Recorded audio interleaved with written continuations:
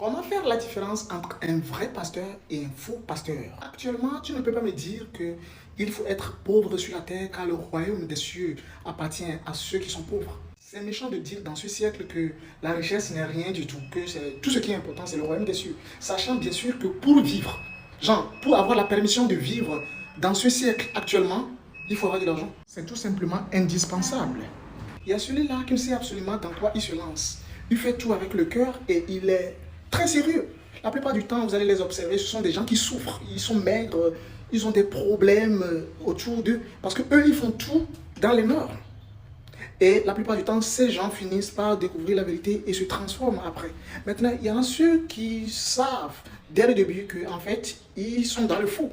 Et ces gens, souvent, on les traite des faux. Vous voyez? Donc, dans les deux cas, les deux finissent par devenir faux.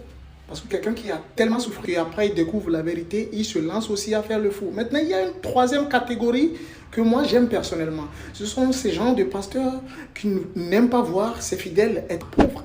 Amènent des formateurs qui fabriquent par exemple des savons et tous les fidèles sont presque riches. Ils donnent des opportunités. Il y a des gens qui sont dans l'église et ils connaissent des gens qui connaissent des gens et tout le monde est bien dans l'église. Et comme ça le dimanche, tout le monde cotise avec joie.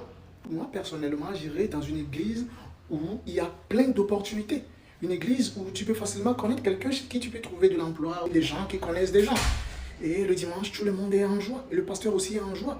Mais une église dans laquelle vous allez cotiser vos miettes pendant des années, c'est grave. Je connais une église où les pasteurs et les membres du comité fabriquent des produits et les donnent à chaque fidèle qui ne font rien. Comme ça, ils vont aller vendre et ils vont gagner leur marge. Et comme ça, après, ils vont venir faire le calcul. Ils vont reprendre encore d'autres stocks. Si c'est ce genre d'église qui inonde les quartiers, ça ne va pas trop me faire mal. Mais les églises du type, oh, chaque jour on cotise au pasteur et les autres restent pauvres en attendant le miracle. Non.